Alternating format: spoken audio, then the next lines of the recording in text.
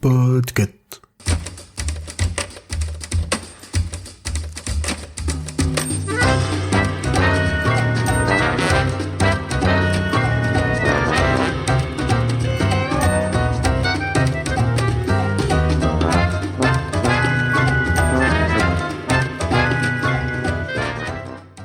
Bonjour ou bonsoir et bienvenue dans Choix-Pitre. Je suis Aline et je prends à nouveau le micro en dehors du club de lecture mensuel pour vous parler d'un coup de cœur littéraire, vous recommander très chaudement un roman de Hervé Le Tellier. Alors aujourd'hui, je voudrais vous parler de L'Anomalie. L'Anomalie est un roman de Hervé Le Tellier, donc publié en août 2020 aux éditions Gallimard, prix Goncourt cette même année. Comme j'aime le dire, je ne suis pas une grande lectrice, je suis plutôt très éloignée des bookstagrammeuses et d'autres critiques littéraires, et je me sens pas forcément légitime pour parler bouquin, mais là, il fallait que je vous en dise quelques mots. Quand je l'ai emprunté à la médiathèque, allez à la médiathèque, c'est génial. Donc quand je l'ai emprunté, je ne sais pas ce qui m'est passé par la tête. Alors, prix Goncourt, édition Gallimard, vous savez là, ces livres beige avec le liseré rouge et noir, et le titre écrit en majuscule vermillon, ce genre de livre, en fait, ça m'intimide. Et je me demande, est-ce que je lis suffisamment pour pouvoir l'ouvrir ? Est-ce que je vais comprendre l'histoire ? Enfin, vous voyez, ces livres, je les pensais réservés à une pseudo-élite intellectuelle nombriliste et consommatrice de café en terrasse rive gauche.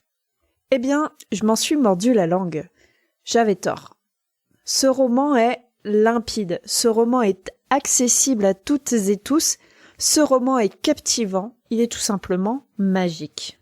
Et je me suis absolument pas sentie prise de haut par l'auteur, je me suis sentie enveloppée et emportée dans la lecture, voulant en savoir finalement davantage à chaque bas de page. Alors je sais pas si on peut dire ça d'un livre primé d'un Goncourt, mais c'est un page-turner, clairement. Mais trêve d'emphase. De quoi ça cause ? L'Anomalie suit différents personnages dans une histoire digne de la Twilight Zone de la 4e dimension. Ils ont pris l'avion entre Paris et New York en mars et juin 2021, plus précisément, et leurs vies ont changé. Je ne veux pas trop en dire pour ne pas vous divulgacher cette histoire.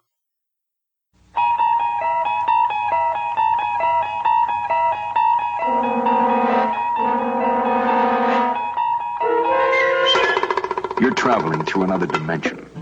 A dimension not only of sight and sound, but of mind. A journey into a wondrous land whose boundaries are that of imagination. Your next stop, the Twilight Zone.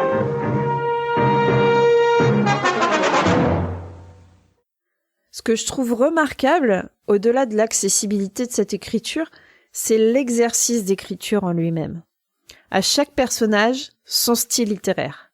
Du thriller, du polar, de la littérature blanche, de la science-fiction, etc., etc., les styles et les histoires des personnages s'entremêlent.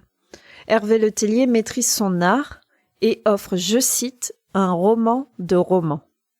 Les thèmes abordés sont multiples, puisque chaque personnage qui sont quand même un poil caricaturaux, a sa propre trajectoire et donc ses propres problématiques. Par exemple, comment vivre sereinement son homosexualité pour l'un d'eux, comment survivre un traumatisme pour une petite fille. Enfin, vous voyez un peu le genre d'interrogation qu'on peut avoir. Mais ces arcs narratifs cohabitent sans se télescoper, rendant la lecture d'autant plus fluide. En plus des voyageurs ayant pris l'avion et subi la dite anomalie, vous rencontrerez également des équipes de militaires, d'agents spéciaux, de professeurs d'université de la Ivy League qui doivent gérer une crise qu'ils ne comprennent pas eux-mêmes tout en maintenant un statu quo. En fait, c'est des personnages de séries américaines. Parce que je crois que c'est ce qui m'a aussi le plus plu. Une lecture imagée, presque télévisuelle. Une ambiance à la 4400 si tu étais comme moi ado dans les années 2000. Peut-être aussi un peu de manifeste, mais je peux pas vous dire, j'ai pas vu la série. Et parfois, on pourrait avoir une sorte de vertige. Peut-être de la philo de comptoir, mais les réflexions amenées par ce livre peuvent être déroutantes. Comme comment se confronter à soi. Et si l'anomalie n'était pas la seule survenue. Alors je vais me permettre un mini spoil. Ne vous attendez pas à avoir toutes les réponses. Enfin, dernier argument si vous en aviez encore besoin. Grâce à l'anomalie et Wikipédia, j'ai appris un nouveau mot. Ce roman est une œuvre oulipienne. Oulipienne qui vient de Oulipo, ou Ouvroir de littérature potentielle, qui est un groupe de recherche littéraire fondé en 1960 par le mathématicien François Le Lyonnais et l'écrivain et poète Raymond Queneau. Leur but ? Expérimenter le langage, moderniser l'expression grâce à des jeux d'écriture. En fait, ils se donnent une contrainte qui force alors l'écrivain à trouver des solutions nouvelles. Ils sont à la fois le sujet d'expérimentation et l'expérimentateur. Voilà, tout est question d'innovation dans leur écriture. Et vous l'aurez compris, je vous invite très chaudement à courir à la médiathèque, chez votre libraire, par n'importe quel moyen, mais lisez l'anomalie de Hervé Letellier, même si vous ne pensez pas pouvoir lire un Goncourt.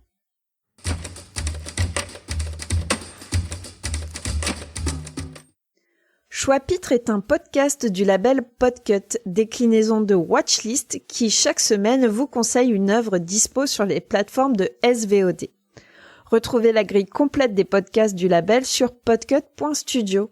Si vous aimez Stephen King, vous vous régalerez avec Le Roi Stephen et la 19e Palabre, la culture G avec la réponse D, ou encore Gone Bay pour découvrir la Corée du Sud. De mon côté, je produis également 2 podcasts, Mes Madeleines coréennes, où avec un invité ou une invitée, nous recommandons des dramas coréens, et Legit pour papoter autour de la notion de légitimité.